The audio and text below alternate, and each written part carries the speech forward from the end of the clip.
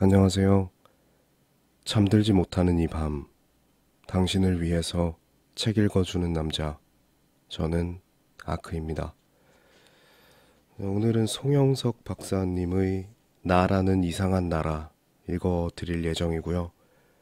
들어보시고 마음에 드시는 분들은 채널 구독하기, 영상의 좋아요 버튼 한 번씩 눌러주시면 감사하겠습니다.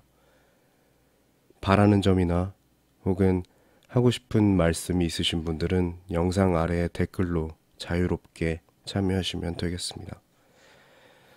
이 책의 저자이신 송영석 박사님은요, 2009년 MBC 예능 프로그램 무한도전 정신감정편에서 멤버들의 심리를 날카롭게 분석하고 행동 패턴까지 정확하게 예측하면서 뜨거운 호응을 샀던 심리학 박사님이십니다. 자신의 진짜 감정과 생각을 추리하는 방법을 알게 되면 타인의 욕구에 맞추기보다는 나의 진정한 욕구에 맞춰 사는 방식을 선택할 수 있다. 사회가 좋은 것이라고 강제로 만들어준 기준과 나의 진정한 행복 사이에서 균형을 잡을 수 있는 것이다. 들어가는 글부터 해서 읽어드리도록 하겠습니다. 나는 나를 얼마나 알고 있을까? 내가 맨 처음 출간한 두 권의 책, 위험한 심리학과 위험한 관계학은 원래 3부작을 염두에 두고 쓴 것이다. 심오한 내용을 담은 것도 아니면서 그런 원대한 계획을 세운 이유는 그저 영화 매트릭스나 스타워즈 같은 트릴로지를 완성하고 싶다는 야망 때문이기도 했지만 원래 하고 싶던 이야기, 즉 자기 내면을 들여다보는 법을 말하려면 사전 작업이 좀 필요했기 때문이었다. 10여 년 전만 해도 대중이 알고 있는 정신질환은 우울증과 당시에는 정신분열증이라는 명칭이 더 익숙했던 조현병 정도였다. 성격 유형에 대한 이해도 ABO 혈액형 타입에 머물러 있었다. 심리학에 대해 관심도 지극히 실용적인 이유에서 시작된 경우가 많았고, 이에 따라 주로 남의 마음이 궁금한 이들이 심리서를 들여다보곤 했다.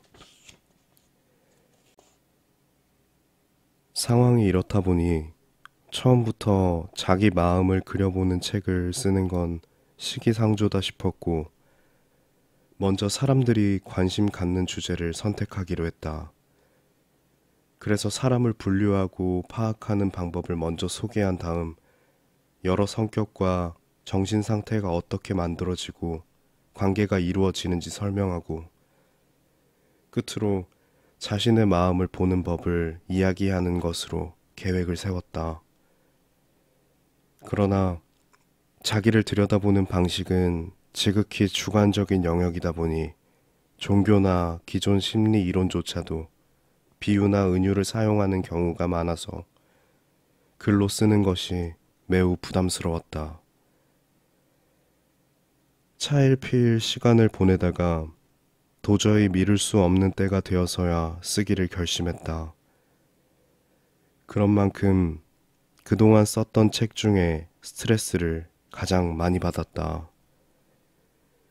그렇게 애초 목표로 했던 3권의 책을 내는데 무려 10년의 시간이 걸렸다.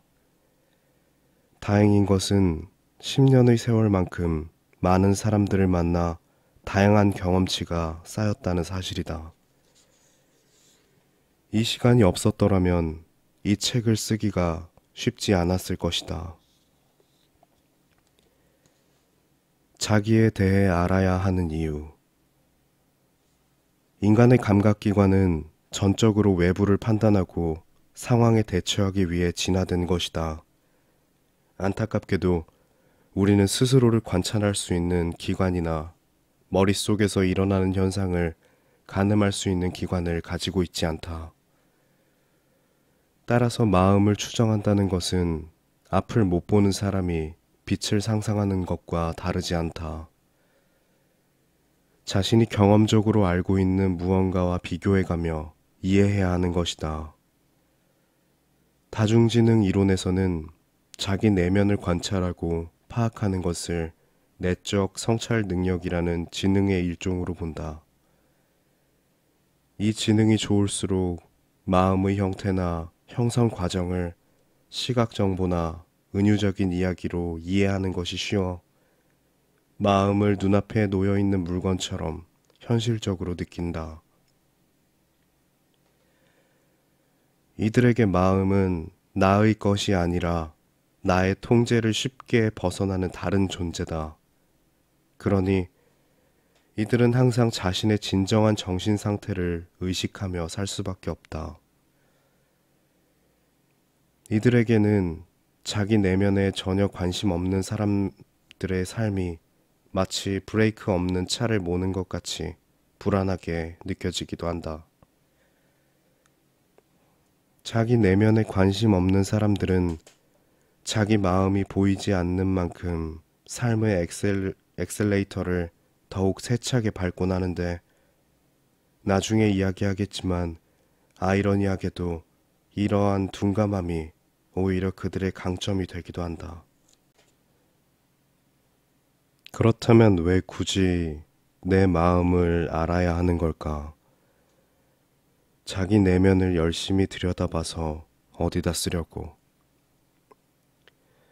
이런 의문을 갖는 분들이 있을 법하다.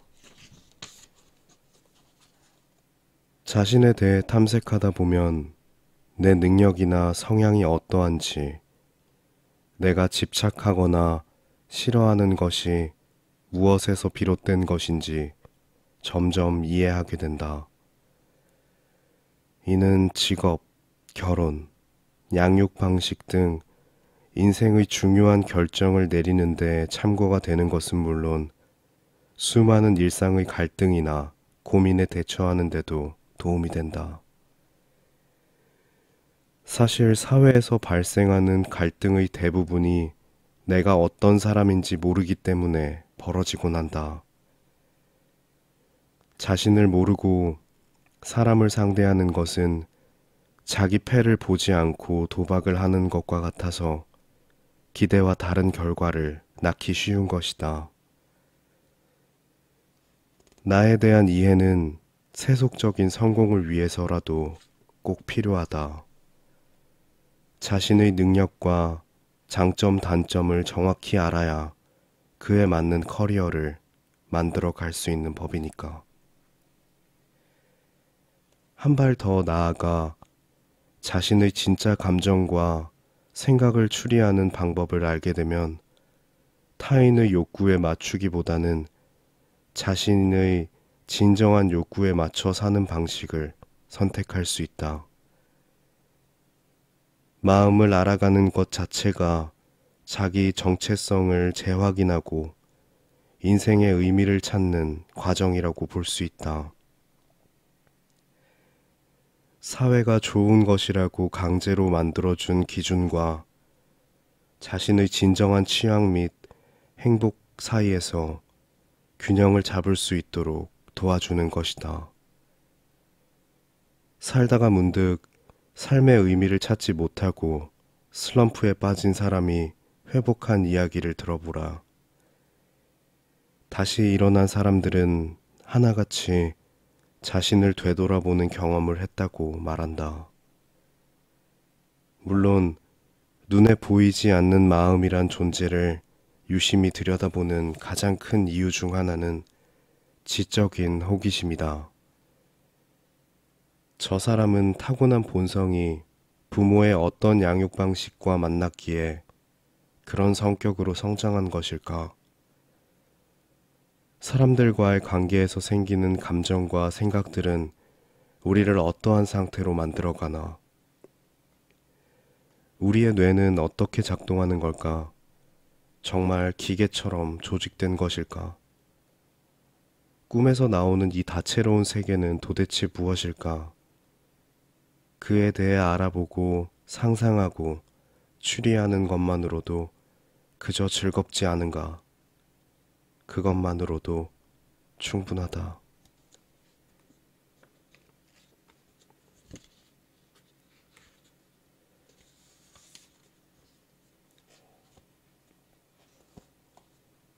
내가 계속 숨기는 것들. 스스로는 자기가 평온한 성격이라고 말하는데 친구에게 너 은근히 까다로워 같은 말을 들어본 적이 있을 것이다. 나는 내 모습을 정확히 볼 수 없고 남들은 내 진짜 모습에 대해 얘기해 주기를 꺼리고 부모님은 얘기를 해주시지만 내가 믿지를 않다 보니 자기 자신의 이면을 확인하기가 쉽지 않다. 다음은 스스로 인식하지 못하는 취향, 사고 방식 등을 엿볼 수 있는 방법들이다. 보통 다른 사람의 진짜 성격이나 본심을 파악하려 할 때 왜 그렇게 생각해요? 무엇을 하고 싶은 건가요? 이와 같이 직설적이고 의도적인 질문을 던지곤 하는데 이는 하수나 하는 짓이다. 그냥 일상적인 대화를 나누다가 그 사람이 유독 숨기려고 하거나 과장스럽게 꾸미는 부분, 즉 어색한 부분을 발견하고 거기서 상대의 숨겨진 의도를 추리하는 것이 고수의 방법이다. 예를 들어 사업 문제로 만난 사람인데 돈 얘기를 하면 피한다거나 혹은 이상할 정도로 돈에 대한 이야기만 하고 있다면 그 사람에게 무언가 문제가 있을 가능성이 크다고 봐야 한다. 비슷한 맥락에서 어떤 측면을 놓지 않고 계속 언급하는 사람도 있다. 그런 말을 하는 게 어색한 상황에서도 나는 착해라거나 내 머리가 좀 좋지 같은 말을 포기하지 않고 계속하는 식이다. 진실이건 착각이건 간에 그 말이 그 사람에게는 정체성의 토대가 될 정도로 중요한 사실이기 때문에 반복하는 것이다. 아마도 그는 실제로는 자신이 착하지 않거나 머리가 나쁠 줄 모른다는 불안감을 가지고 있을 것이다. 이러한 방식의 추리는 자기 자신에게도 적용할 수 있다. 혹시 여러분이 일을 할 때 항상 반복하는 농담이나 화제거리가 있는가? 친구들끼리 술자리에 모였을 때 반복해서 하는 말은 무엇인지, 혹은 회피하는 주제는 무엇인지 생각해보라.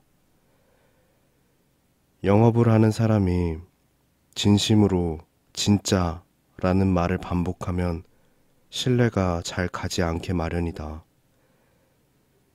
고만고만한 친구들 사이에서 돈 번 얘기만 하는 사람은 돈 외엔 그다지 내세울 게 없는 것으로 보인다. 이렇게 내면을 숨기고 자신을 방어하는 것은 자연스러운 현상이지만 항상 효율적으로 작동하는 것은 아니어서 오히려 주변 사람들에게 자기 내면을 보여주는 계기가 되기도 한다. 이런 점에서도 자기 내면이 어떻게 드러나는지 알아야 할 필요가 있다. 나의 내면을 남들에게 감춘다고 감춰지지 않으니 말이다.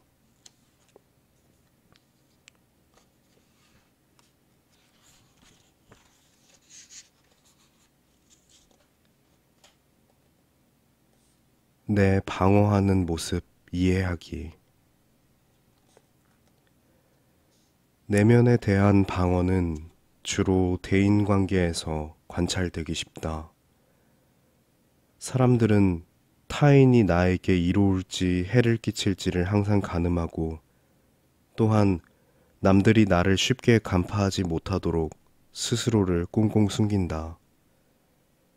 공격과 방어를 거듭하는 것인데 이 패턴은 항상 일정한 형태를 이룬다. 이러한 공격과 방어 패턴은 그 사람의 정신세계의 외벽을 보여준다. 성을 사이에 두고 외부인과 성 내 사람들 간에 벌어지는 공격, 계략, 내통, 협상 같은 상호작용의 대인관계를 비유해보자. 어떠한 성수는 외부인이 와서 특별한 행동을 하지도 않았는데 적이 왔다면서 불안해하고 조공을 받춘다. 비굴하게 보인다.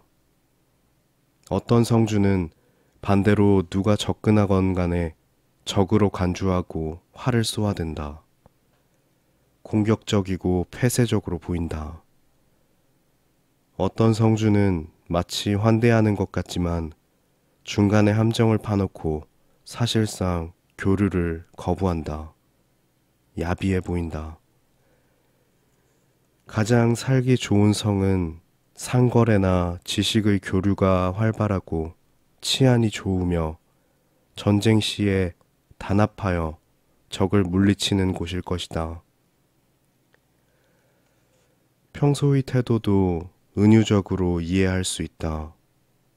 어떤 접근에도 반응이 적고 소극적인 사람은 곱지만 나약한 초식동물 같으며 어떤 접근에도 같은 반응밖에 하지 못하는 사람은 친절해 보일지라도 개성이 없는 파충류처럼 느껴진다. 아무리 웃고 있어도 냉소적인 말투를 쓰는 사람에게는 숨겨진 차가운 얼굴이 느껴지며 점잖은 척해도 평소 행동이 교만한 상대에게는 무언가를 감추는 짐승이 느껴질 뿐이다. 행동에서 느껴지는 특징들로 상대의 얼굴을 상상하다 보면 나 역시 지금 짓고 있는 표정과는 다른 얼굴과 표정으로 타인에게 인식될 수 있음을 알게 될 것이다. 자신의 마음을 그림으로 표현해 보라고 하면 누군가는 딸기가 수놓인 반쯤 깨진 찻잔을 그리고 누군가는 각자 다른 표정으로 다른 곳을 보고 있는 6개의 얼굴을 그리고 이것이 자신이라고도 한다. 어떤 사람은 겹겹의 벽을 그려내기도 하고 어떤 사람은 환상세계를 그리기도 한다. 더 나아가 개인의 자아에 멈추지 않고 정신세계의 전체성을 상징하는 만다라 같은 그림을 그려내는 사람도 있다. 이는 종교적 영역에 가까워서 비슷한 사고와 경험을 가진 사람들만이 이해할 수 있다. 사람은 자기가 의도적으로 선택한 순간만을 기억하고 그것을 자기의 진심이라고 믿는다. 하지만 내가 순간순간 찍은 셀피들만을 모아서 자신을 상상한다면 남들은 나를 동영상으로 관찰한다고 봐야 한다. 이러한 나와 타인의 인식 차이가 본질적인 소외의 원인이 되는 것인데 어떻게 보면 쉽다. 내가 보는 나와 남이 보는 내가 다르다는 것인데 그 다름에 대해 저항하고 화를 내는 이들이 많다. 지적인 사람이라 하더라도 자기 내면에 대한 인식이 부족한 경우 더 정교하고 복잡한 방어 체계를 형성하여 스스로도 볼 수 없는 장벽을 만들곤 한다. 이 장벽을 이해하기 위해서는 단편적인 말보다 자신을 복잡한 서사의 한 부분으로 보고 은유적으로 이해하는 것이 더 효과적일 수 있다.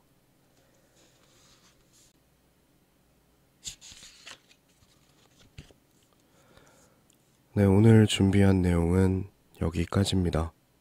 끝까지 들어주셔서 감사합니다. 이 콘텐츠는 출판사 RH 코리아의 지원으로 제작되었습니다. 잘 자요. 좋은 꿈 꾸고요.